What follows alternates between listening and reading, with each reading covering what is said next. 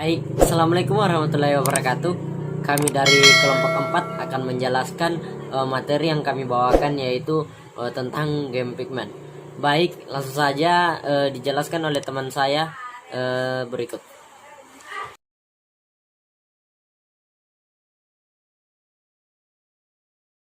Ya, baiklah, di sini saya akan menjelaskan tentang kecerdasan buatan. Jadi, kecerdasan buatan merupakan salah satu bagian ilmu komputer yang membuat mesin komputer dapat melakukan pekerjaan seperti dan sebaik yang dilakukan oleh manusia.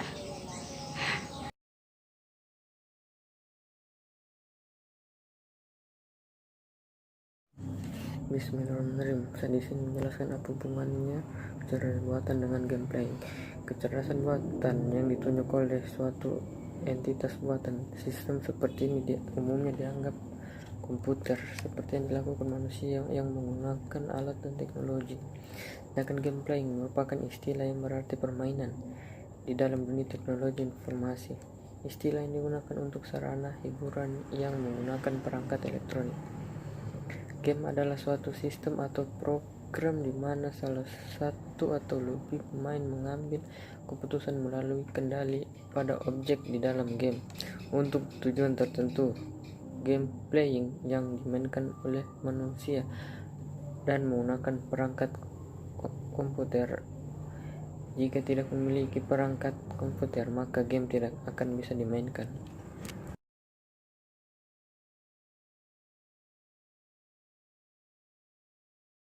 Nah, di sini saya akan menjelaskan sedikit tentang gambaran umum dari game Pac-Man. Jika dilihat dari persoalan karakter pada musuh Pac-Man dalam menentukan arah mana yang harus dijalaninya untuk semakin mendekatkan dirinya kepada karakter Pac-Man dapat dikategorikan sebagai persoalan optimasi. Dan persoalan optimasi cukup efektif dipecahkan menggunakan algoritma greedy. Kenapa greedy? Karena jika diterjemahkan dalam bahasa Indonesia, yang artinya itu rakus, tamak, atau loba.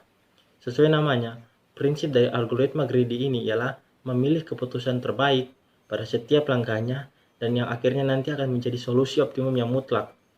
Jadi, penggunaan algoritma ini sangat cocok untuk mencari rute terpendek dari posisi karakter musuh ke posisi karakter Pac-Man. Namun demikian, ada sedikit kekurangan dari algoritma ini. Solusi akhir yang dibentuk oleh fungsi seleksi tidak selalu menghasilkan solusi yang paling optimum. Hal ini dikarenakan algoritma greedy tidak memeriksa semua kemungkinan dan ia hanya mengambil jalan atau rute yang terbaik. Meskipun demikian, algoritma greedy ini sangat cocok diterapkan untuk mendapatkan solusi yang mendekati optimum.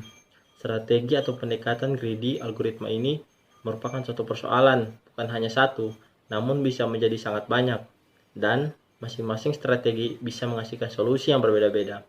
Karena algoritma greedy ini tidak menjamin optimalitas solusi, maka pemberian fungsi seleksi pada algoritma ini menjadi sangat penting. Mungkin itu saja sedikit gambaran mengenai algoritma greedy yang digunakan pada game Pac-Man.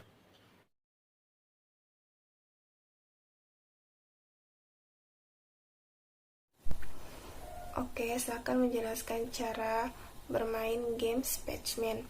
Cara bermainnya yaitu pemain Pac-Man diharuskan memakan makanan berbentuk titik-titik kecil seperti bulan dan sebuah bulatan besar biasa disebut energizer sampai habis di dalam sebuah labirin tersebut. Tidak hanya menghabiskan makanan tersebut, pemain juga harus menghindari 4 musuh yang berkeliaran secara random untuk menangkap si pemain.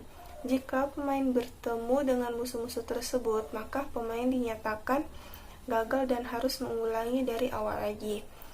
Tetapi pemain bisa mengalahkan musuh tersebut dengan memakan energizer yang terdapat di pojok labirin. Jika pemain memakan titik besar tersebut, maka para musuh akan ketakutan dan berusaha menjauh dari pemain. Dan pemain bisa memakan si musuh tersebut dan mendapatkan bonus yang besar. Tetapi para musuh yang termakan tidak mati begitu saja. Mereka kembali ke posisi semula dan kembali mengejar si pemain. Dan pemain dinyatakan menang jika semua makanan habis dan tak tersisa dan pemain akan memasuki level ke berikutnya.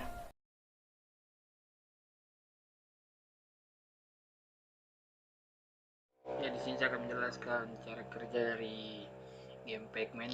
Saya akan menjelaskan cara kerja dari karakter musuh Pac-Man tersebut yang memberikan salah satu contoh keadaan dalam permainan Pac-Man. Pada lokasi ini diasumsikan bahwa karakter Pac-Man tidak bergerak untuk menentukan apakah rute yang dipilih dari hasil algoritma greedy merupakan rute optimum atau tidak. Bisa kita perhatikan pada contoh gambar ini.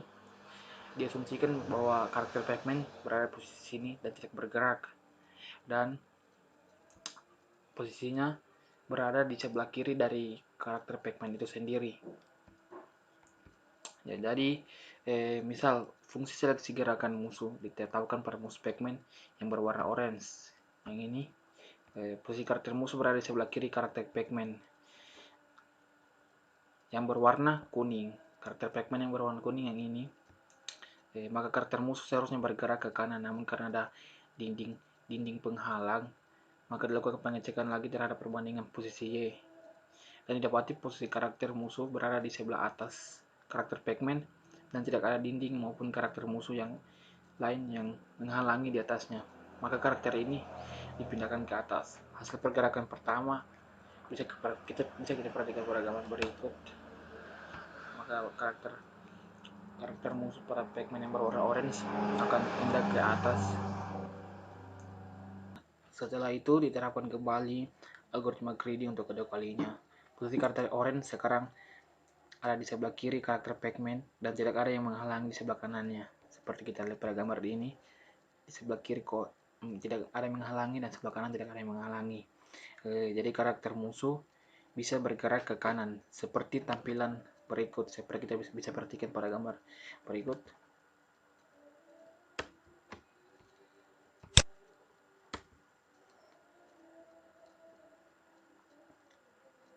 Setelah bergerak ke kanan, algoritma diterapkan lagi dan karakter musuh berada di atas Pac-Man.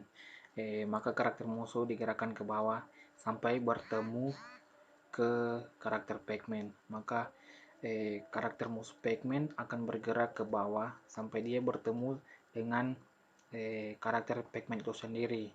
Untuk kasus ini, algoritma greedy menghasilkan solusi yang optimal, namun sesuai dengan dasar teori. Algoritma greedy tidak selalu dapat menghasilkan solusi yang optimal karena algoritma greedy tidak memeriksa semua hal yang mungkin dilakukan.